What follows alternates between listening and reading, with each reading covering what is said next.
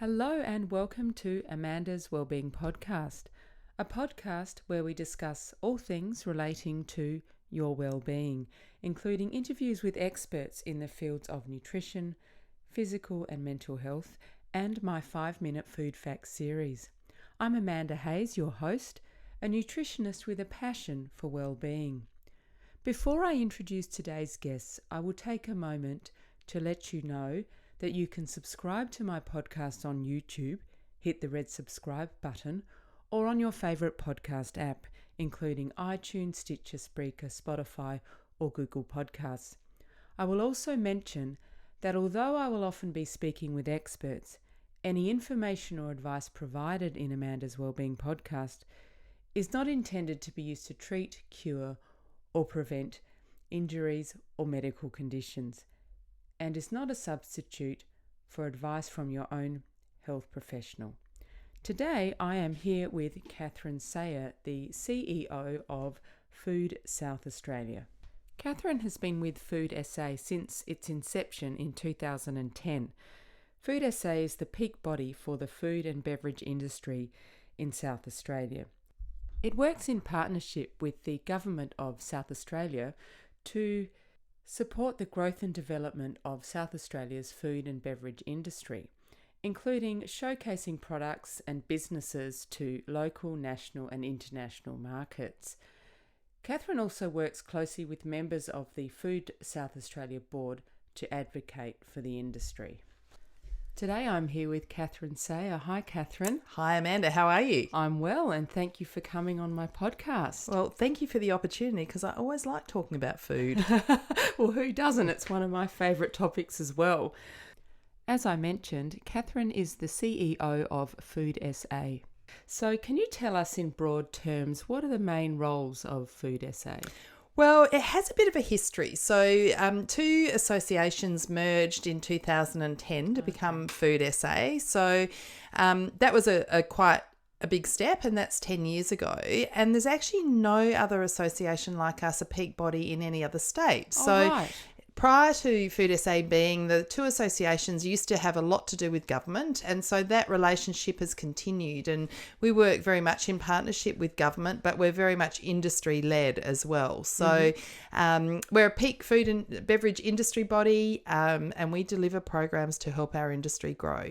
Yeah, okay. Well, that sounds like a good goal to have. And what kind of programs do you offer to your industry members? So we basically break it up into 3 strategic pillars. So it's all about growing. So it's growing markets, growing capability and capacity, and growing connections. So really everything we do sits under one of those strategic pillars, often actually could sit under a couple of them. Yeah, I'm sure.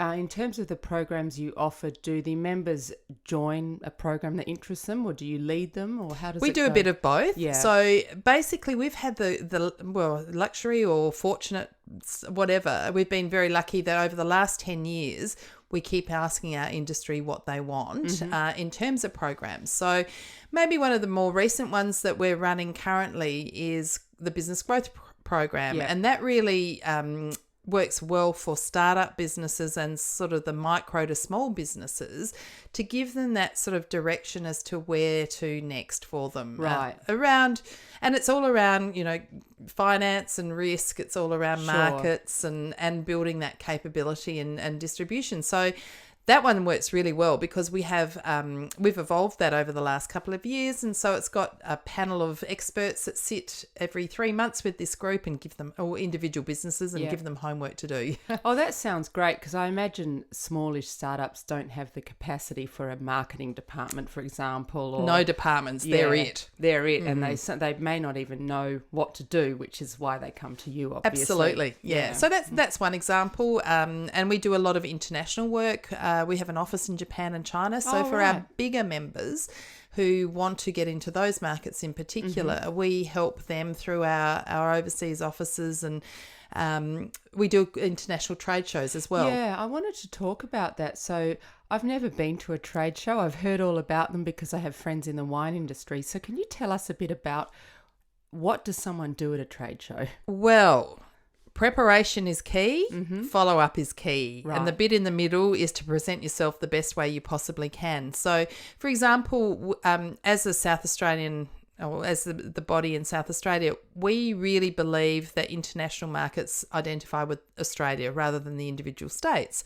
So in China, we've really taken the lead to develop a truly Australian pavilion, which is really quite large now in Shanghai every May. And so we not only work with South Australian businesses, but with interstate businesses to come in under that one banner. So what we do is we work with Austrade in market and our office in market just to make sure we get key buyers to come along to the show so they can actually be hosted at our stand, understand what products are on offer. And then it's up to, so we build the connection piece, and then it's up to the individual business to do their selling. Yeah, and to provide the quality product. Absolutely. Yeah, okay. Do you host dinners and things like that? We do a little bit. Yeah.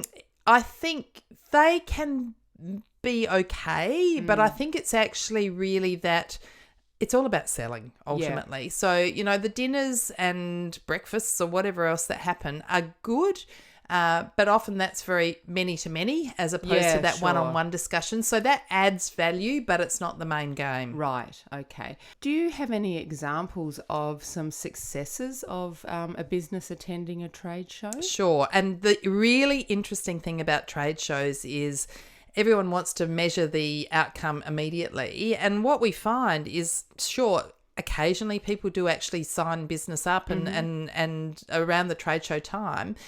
But other times it's a year down the track of those discussions. And, we get so excited when we hear about, a container load of something going to somewhere. And so there's actually, there is genuine business written as a result of trade shows. But you've got to do the follow-up. You've got to build the relationship. Yeah. And then you can get the outcome. And I guess you also need the scale, don't you? Yeah, you do from an export point of view. Small business and have to scale up. Yeah, but I think it's also interesting because it's not always the big buyers as well. So next year we'll be in Singapore, in Tokyo and in Shanghai, and scale is certainly pretty key in China. But those other two markets have got quite niche opportunities as well. So to be a successful exporter doesn't necessarily mean you need to be big. You just need to be good. And you need to have a good product and be quite commercial. You need a lot of patience and a little bit of a deep pocket too, because it is an investment until you get the results. Sure. But you don't have to be the very large company to be successful in export. And it's also a really good opportunity to diversify too. So we've got quite an interesting dynamic in Australia in our supermarket space where we've got Coles and Woolworths that certainly dominate the landscape. So to get that level, and we're very lucky in South Australia to have the independents, to have the Foodland and Drake's. But so therefore what has to happen is you go, well, if we really want to grow, we need to look outside Australia with 26 million people and a predominance of two retailers. Yeah, so that makes sense. And do people brand differently to sell overseas to appeal to a different market, or is that? That's a really good question. I think often what I find is we think that our overseas markets, whether they be in Asia or in the UAE or America or whatever, we've got a great product and they would want it. So that's not necessarily the case. And we've got a couple of other programs that we're running around export to really look at sort of packaging and flavour profile, product development stuff that actually is more about really knowing what the market wants. Now, there's two elements to that. Obviously, there's expats, but so they're a relatively easy market to sell to because they're looking for things that are familiar. And then there's the sort of market that looks for Western food, but there's also that very much the local flavour that they look for as well. So there's a lot of different parts to that. Yeah, I just thought of that because I spoke to a man who works in the wine industry who said that they market their wines in the UK under names that they would never use in Australia. Yep. You know, Beyond the Stump wine or whatever they might call it. Yeah. So it's the same product, just appealing to a different market. I think the wine industry probably does that a bit more than our food industry does. I mean, the IP protection and all those sorts of things sometimes limit you from actually having your own brand overseas, and also not only limits, but is an opportunity that you can, if you run into trouble around trademarks or copyright, those sorts of things, which, you know, China is a country that file first country. So if you've missed out on protecting your brand, you might be better off creating a new brand for a new market. Yeah, well, that's interesting, because I'm sure a lot of startups or smaller companies wouldn't even think of that necessarily. It's one of the biggest traps we see, where people get into awful trouble having not actually done their background work and basic stuff if you're looking to export. But not only then, because we do a trade show in Australia every year, which is probably the biggest trade show it is the biggest trade show in Australia, and internationals come to that. Now, the minute you actually get your product off your out of your premises, you're subject to all these problems, and if you haven't got it all sorted before you start going to trade shows anywhere, or even supermarket shelves, you're at risk. Yeah, sure. That makes sense. So there's more behind the scenes than meets the eye to the average consumer. Absolutely. Obviously. Yeah, no, indeed. And if we could just jump back a little bit, I want to know a bit about how you arrived at the role of CEO of Food SA. Have you always worked in the food industry? No. My background, I've got a marketing degree, Bachelor of Business, majoring in marketing, which I've got to say I did eons ago. Did the sort of traditional stuff back in our day where you're a graduate. I worked for National Mutual, which doesn't even exist anymore, as on the graduate program. Moved to Melbourne. Moved back to Adelaide, and after a little while back in Adelaide, decided that I would do some consulting work. So that was really around marketing, comms and events. And one of my clients was one of those associations that I was talking about before, which is probably about 18 or so years ago, I started doing some work for Flavour SA. Then when Flavour SA and Food Adelaide merged, those two associations, to become Food SA, I helped manage the governance around all of that, because I had done the AICD course and sat on a few boards and really enjoyed that. And then quite unexpectedly, from my point of view, the new board said, well, would you like to lead it? And I kind of went, gulp. That's going back to a non-consulting role of not flexibility, although when you're consulting, you don't have flexibility. You just work really hard. Yeah. And so I thought about it, and I thought, well, the difference between being a consultant and actually being the CEO is you've got all the responsibility, whereas a consultant, you just sort of help with bits and pieces, but you don't actually own anything. So for the nearly last 10 years, since 2010, I've been the CEO, and I absolutely love it. And we started with, there were 3 of us in the office, and plus the overseas offices have always been there since I've been in charge. And now we've got 13, not all FTEs, but we've got 13 in our office here and the overseas offices. Oh, that's great. I mean, it's obvious to me that you love it. You're obviously passionate about food, and I love it. Yeah. And we've been, I suppose I've always had a great board, and, you know, so I report to a board, which is an industry board, and they've given me the latitude to grow it the way that I think our members want us to grow. And also, you know, we do partner with government, so it's about having that stakeholder management is key to everything. Yeah, I'm sure. And in terms of membership, can any company join? Sure. Yeah. So food and beverage, and that basically any beverages except for wine. So there's an association in wine as well here, which is very strong.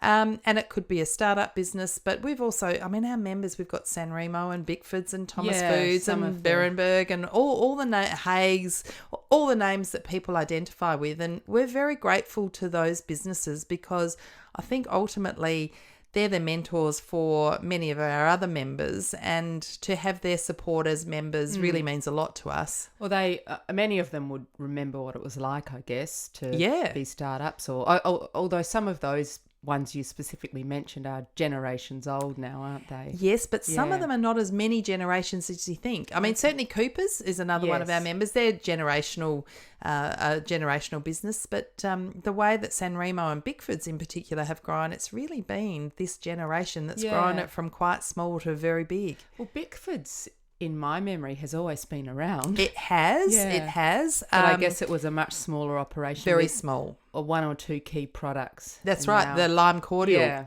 Now I can't imagine actually how many products that they've got on the shelves around the world. It's grown that's great. significantly. Yeah, so that's a family-owned business. It is still? privately Yeah. owned, and that's actually a really good question because we're probably very different to other states in this way as well, where largely our industry is privately owned, Yep. family owned, and we don't have the multinationals that are owned by overseas interests. Yeah, well, that's something that I think perhaps sets the South Australian food industry apart. I mean, it's just such a vibrant industry, and people travel to South Australia to taste some of it. And they should do produce. more and more of it. Yeah. So I was reading on your website that the food and beverage industry contributes, I think, 19.7 billion to the gross state product. It does. Yeah, It's a big industry, and I mean that does cover agribusiness. So it's also some of the primary production. But I think the great opportunity is we have great primary produce, and we can value add that as well. And it's a great thing for our industry. So what are some of the standout producers, do you think, like the really well-known ones that other people may have heard of, like Haigh's you've mentioned? Well, Haig's won the Consumer Yes. Award at our Food Awards dinner on Friday yes, night. we'll talk about that in a minute. What about Beerenberg? Berenberg. So they're a fantastic story, and that's a generational business and still family owned. And I think when you go overseas and you're in a hotel somewhere in the world or on a plane going somewhere in the world, and there's that little jar of Yes. Berenberg jam or sauce or whatever, it's pretty impressive. I think it's amazing, and I love the way I don't know when they did it, maybe it was a few years ago, they rebranded everything. They did. It is probably maybe even 5 years ago now. I must say, I said to the owner, "You are brave," and he didn't necessarily think it was brave because, quite rightly, they had done a lot of research, and I kind of, and it was actually the South Australian market that resisted it the most. Oh, is that right? Yeah, it was interesting because I think we're all a bit conservative here. So Yeah, and it's been around for so long. and we knew it. You see, the Yeah. interesting thing was in interstate and overseas markets, they thought it was a German product because it had that little hut Oh, yes. as the label, and it was green and looked quite European or Germanic even. And so a lot of people didn't, South Australians of course knew, but those interstate and overseas didn't actually know it was a South Australian business or even an Australian business. Oh, right. But now I suspect they do. I reckon they do. Yeah. So you mentioned the awards dinner. So can you tell us a bit about that? So first of all, what is it? Who goes? And then what are some of the prizes?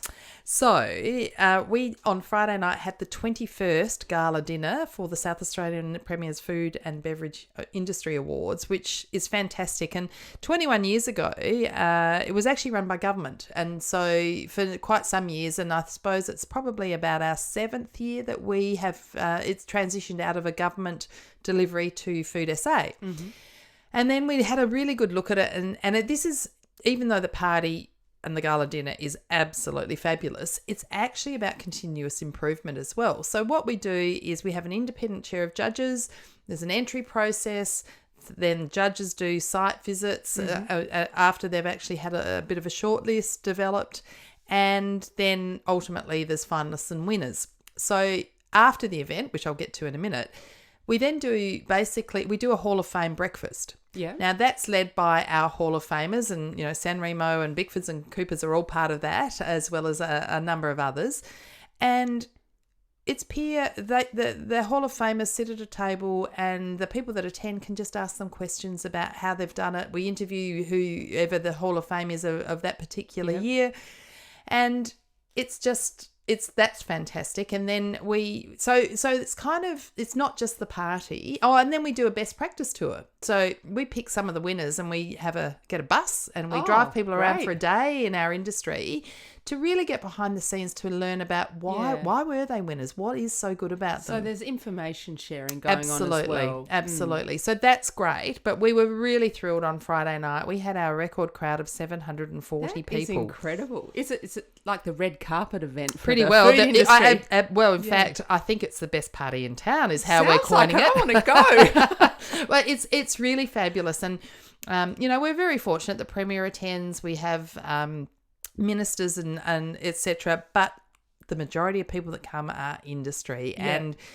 one of the things of having an association like ours is the network, and so you belong to a community, and everyone loves being part of that community, and it's fantastic because the buzz in the room from the minute people arrived to the minute they left was really happy and sounds exciting. Fantastic. Yeah. And so in terms of some of the prizes, let's talk about some of the major winners. So we don't actually give prizes. The prize in itself is actually being a winner. Yes, so, fair enough. So and that's not quite true. We do give lovely certificates and also trophies and stuff, which are dotted around all of Adelaide. But maybe one of the really exciting ones is the Hall of Fame, because that is judged by peers. So that means a lot. It really does. When you think about who the other Hall of Famers are, I'm the only non-Hall of Famer that goes and sits with them all as they deliberate who they're going to induct into their community.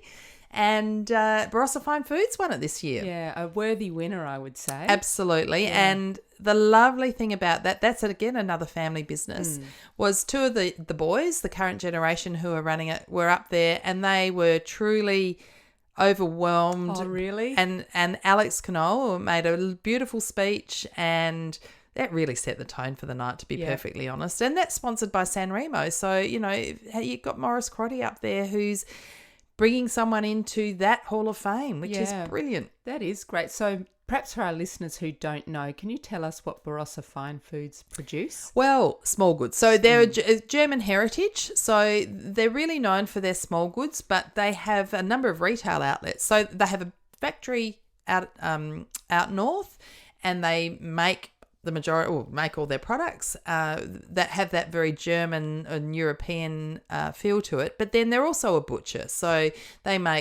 sell meats and other things that are more on that butcher side. So it's the small goods and the butchery. And it sort of, I think, has an association with high quality. Definitely. And they've done a rebrand as well, interestingly. They have, and it looks great, in my opinion. Yep, I agree. And again, that was a big step for them to do. It must be expensive for a company to do that.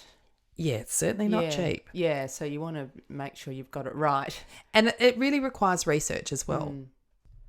So some of the other award winners were Ashton Valley Fresh, or Ceravolo Orchards. Yep. They cleaned up. They cleaned up last year as well. So they're a fabulous story, because there's Tony and Sandra Ceravolo. So Tony's father started the business. Tony and Sandra have worked in the business. Joyce, who's their daughter, won the Next Generation Award last year. Tony won the Leader Award last year. And Joseph, who's Joyce's brother, won the Next Generation Award this year. So I don't think they're going to be allowed to enter next year, because they really they're a class act. Yeah. Absolutely fantastic. So they are fresh fruit producers, is that right? They do fresh fruit. They also do beverages. So Ashton Valley Fresh is one of their brands that they do. So they've got the fruit side of things, fresh fruit, but also the processing of the beverages. Wow, and they're just up in the Adelaide Hills. They are. So not far from us. And then Old Coopers is in there for Innovative Business Award. Yep. So they're a stalwart in the Australian, South Australian beverage industry. Absolutely. And then one I've never heard of, you can perhaps tell me a bit about them, is Mexex. Well, I can tell you a lot about Mexex if you really want to know. Mexex used to be a business, or it was a business that used to call themselves Mexican Express. And basically, they have evolved their business. They used to have retail packs of Mexican foods and sauces, etc. And now they're really what we would call an industrial manufacturer. Okay. And so their specialty has always been in dairy, but it's broadened out to other sources. And they've got this amazing bit of equipment, which I believe is the only kind in the Southern Hemisphere, where it's what's called aseptic packaging. So basically it's preservative free. They don't do meat products, but it's all sort of sauces, tomato sauces, dairy sauces, etc. And they supply some of the big multinationals, but the shelf life of this product is quite significant. Yeah, and the fact that it's a long shelf life and without preservatives is a really, Ian Young started the business probably more than 20 years ago, and he's in fact our vice chair at Food SA. Okay. But the way he is such an entrepreneur and such an innovator. That's using technology to its maximum. And risk, Yeah. And there's a few partners in the business, but Ian's really driven the innovation side of things, and I'm sure had many sleepless nights. Yes. So it kind of makes sense to me then that I haven't heard of them, because they're more supplying. B2B, Yeah. Okay, well that's good. And then what do you think it is about South Australia that makes it such an excellent environment for food production? Do you think it's the environment itself, the immigration we've had over the years, or? I think it's a bit of everything, both of those. I think we are really lucky with the, I don't really like the whole concept of clean green, because I don't think that really differentiates anymore. But we do have clean soils, we have clean air, and we have clean waters. And interestingly, if you're talking seafood, for example, there's not much. Well, there's nothing between us and the South Pole, basically. And the cold waters gives a different texture and flavour to seafood than you get in more tropical waters. So I think we've got some specialties that really differentiate ourselves. So we've got that Mediterranean climate, and we've got really clever people that make great food. Yeah, and we've had over the years waves of immigration from cultures with a excellent food history, like Italians and Greeks, and we're seeing more African food coming in now. The Vietnamese food, Chinese food. It's Indian, we've got just about everything now. And I think Australia is like that, but I think South Australia, if you think back in terms of some of those amazing restaurants 20, 30 years ago with people like Anne Oliver and Chong Lu and Genevieve Harris and of course Maggie Beer. They were pioneers and terribly creative. So but they worked with great produce. Yeah, I think that's probably the key, isn't it? Great produce. Yeah. And just on a quick aside, I've just been in Nepal and I was in Kathmandu, and fascinating place, but it is so polluted. Yeah. I just yearned to be home, and just thinking of the soil and the air and everything that our producers have here to work with. They're that really we take lucky. for granted in some respects. I mean, pollution, I've seen terrible pollution in China you would have. China for sure. and India as well. Yeah. Where I just think, how does anyone actually live in this every day? Yeah. And I must say, when we have buyers from China come, often if I meet them at the airport, they just stare at the sky. Yeah, they cannot believe how blue it is. They don't see it. That's right. Having lived in Hong Kong for a long time, a blue sky is unfortunately quite rare. Yeah, absolutely. And even more so in mainland China. Yeah. So, no, we're very lucky. We are. And this is a wellbeing podcast, so let's talk about food and wellbeing. So just from your own point of view, what do you think the benefits are of eating sort of local and seasonal produce? Well, there's nothing like seasonality is key. Yeah. I mean, I think it's fresh, but it's interesting. Consumers expect things all year round, so there's a real contradiction in terms of expectations and what people sort of fantasize about almost.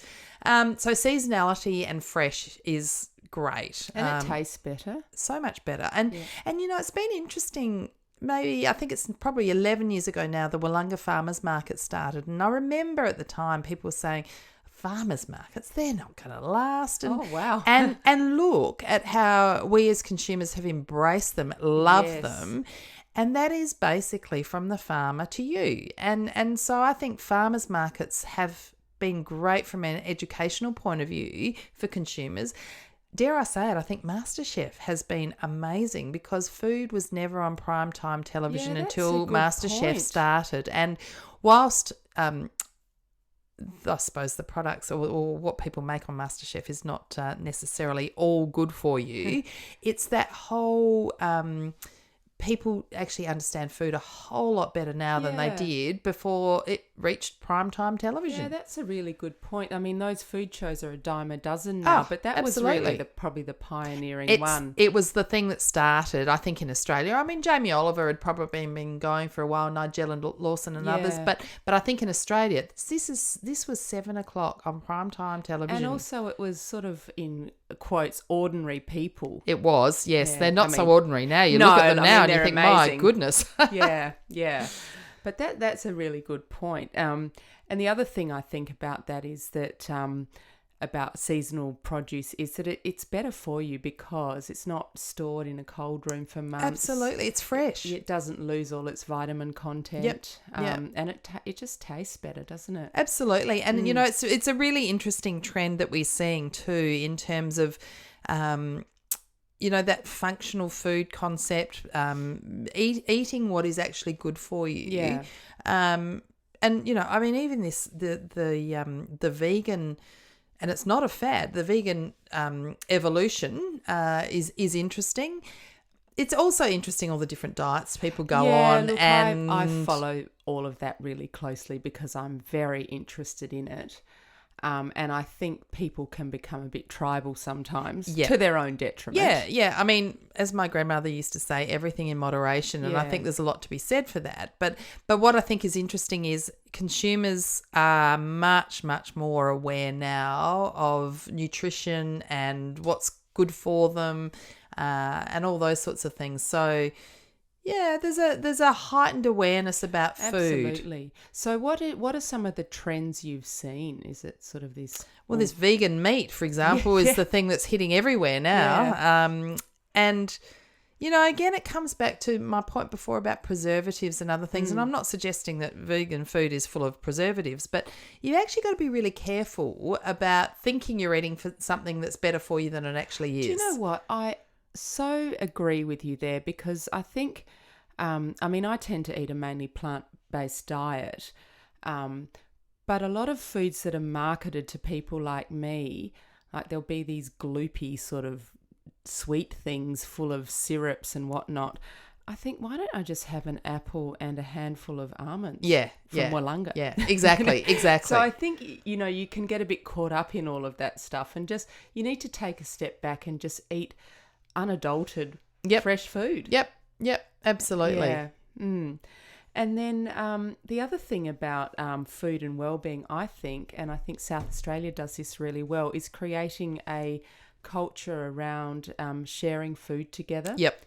We have some brilliant restaurants here, don't we? And there's a lot of I've noticed a trend personally. There's a lot of sort of shared style of eating now that's quite popular. Very rarely will I even personally go out and not share. Yeah. So I like that because you get a bit of a taste of everything, and it's food. And this is also interesting in terms of some of the work around healthy aging and older people. Yeah. Food actually brings community together. It does. And I think we're going to see more of that kind of focus, I think, over the next few years where, you know, there's not a lot of fun being on your own, eating on your own. But if you're actually in a community or in a group of people where it might only be once a week or whatever, you share food, and that's where the conversation and the social element comes. I think I don't think it is absolutely an important issue. It's a joy, isn't it, to share food? I love having people for dinner. And also there's community gardens that are growing up. There's as you said, there is such a huge interest in food and understanding more about how it impacts our health. Absolutely. So I think that's a good thing. And beverages as well. You know, there's a lot of interesting changes, some of them probably more marketing based than health based necessarily, but there are certainly some health drinks that, again, we didn't really think about all that long ago. Now, there's one that won an award that does the They do the smoothies. Naked blends. Naked blends, yes. Yep. See, I hadn't heard of them either. But Well, that's an interesting concept. Yeah, it is actually. And that's a reasonably young business as well. So they've really been innovative and they're going for it. Right. So what they make is a smoothie in a container that can be put straight into your NutriBullet or whatever. Yeah. Is that correct? Yeah. So it's all there. It's all fresh. Yep, absolutely. Yeah. Because I think another thing that we're seeing is ways for people to have a healthy diet whilst also being time pressed. So products like that fit into that. And that's a really interesting point too, because the ready to eat category where you might buy your pastas or ready made or other things off the supermarket shelf, some of them have a real health focus as well. Yeah, and 20 years ago, you'd sort of think that was a microwave dinner and it wouldn't be healthy, but there's been a huge growth in that industry. There has, absolutely. And so just to finish up, Catherine, can you tell us if you could recommend 2 things that all people could do to improve their well-being? What would they be? They don't have to be food related. They could be anything. Well, I think exercise every day, which I'm guilty of not doing every day, but I have a real focus on that. I think that's really important. And there is no doubt that eating well, with local products in particular, is key as well. So, exercise, eat and socialise. Eat local. Oh, and just, I know I said that was a final question, but the other thing that Food SA does is you have the Eat Local campaign. We do. So can you just tell me a bit about that one? So that's actually been really interesting. So we introduced that in 2012 because what I found was when I had this one very unfortunate situation where I was with a journalist from Sydney and we were in a country town, which will remain nameless, and we went to the local pub for dinner. And, of course, it had, let's call it Charlie's special calamari. Well, that calamari, as it turns out, came from Indonesia, and Charlie's prawns came from Vietnam, I think. And I'm like, really, you can't have a hero. There's nothing wrong with those products, but if you're going to promote it as your local dish, it's got to be local. So that sort of, and it was quite embarrassing with this journalist as well. It's like, oh dear. Anyway, so we talked about it internally and we came up with this concept of, particularly in regional restaurants, to have at least one main dish that was of local content. So whether it's a meat or a pasta or seafood, whatever it is, but local. And so we really have pushed that out for a number of years, and we've got great venues who have that Eat Local sign. But we're thinking now, we've just taken over the I Choose SA campaign as well, which we're now thinking that concept of Eat Local in 2012 was quite novel, whereas we're very pleased that it's not so novel anymore. No, it's not, is it? So I think we're going through an evolution coming up, that we're going to look at how we bring I Choose SA and Eat Local SA together. But that's certainly the history of Eat Local, and it's done a great job, again, in local cafes, restaurants, cellar doors, etc., wanting to have a local dish, at least one local dish on their menu. And what we find is that a lot of them have lots of them now. Yeah. Well, it certainly, I guess, made the chefs, owners, whoever, really think about that aspect as well. Absolutely. And so to put the Eat Local sign up, which is a black sign with white writing, do they need to be qualified or apply? We ask them to submit their menus and those sorts of things, and so that we do have a bit of a vetting process, but it's sort of a bit of an honesty system now as well. We've moved on from being the police to sort of encouraging people to do the right thing. Yeah, and I'm sure most of them do anyway. And consumers do ask. Yeah. So if they get caught out, they get caught out. And also, when you have guests here from interstate or overseas, it is you do feel quite proud showing off the local produce. Absolutely. So if you go somewhere with a sign, you think, okay, well, this will be good. Yep. Well, that's what we hope. Yeah. Well, thank you so much, Catherine, and I hope to see you again soon. Thanks, Amanda. And that was Catherine Sayer, CEO of Food South Australia. I found that discussion really interesting and enlightening. I always like to know a little bit about what goes on behind the scenes in industry. So you can subscribe to Amanda's Wellbeing Podcast on YouTube, hit the red subscribe button, and while you're there, click on the bell to be alerted when new episodes are available. You can also subscribe on your favourite podcast app like iTunes, Stitcher, Spreaker, Spotify or Google Podcasts. And you can follow the podcast on Twitter, Instagram and Facebook. Direct links to all social media can be found on the subscribe page of my website at www.amandaswellbeingpodcast.com. If you would like to contact me, you can send me a message via the contacts page on my website. Please feel free to suggest topics that you'd like to learn more about and people you'd like to hear interviewed, and I'll do my best to deliver that to you. Producing the podcast is a labour of love. We put in a lot of time, money and effort behind the scenes. So if you enjoy Amanda's Wellbeing Podcast and would like to make a contribution via Patreon, PayPal or Amazon to help ensure we continue to provide you with excellent content, please visit the Contribute page on my website. Finally, please take a minute to leave a ratings on iTunes. It improves visibility and will help me source excellent guests. Thank you for tuning in. Eat well, move well, think well.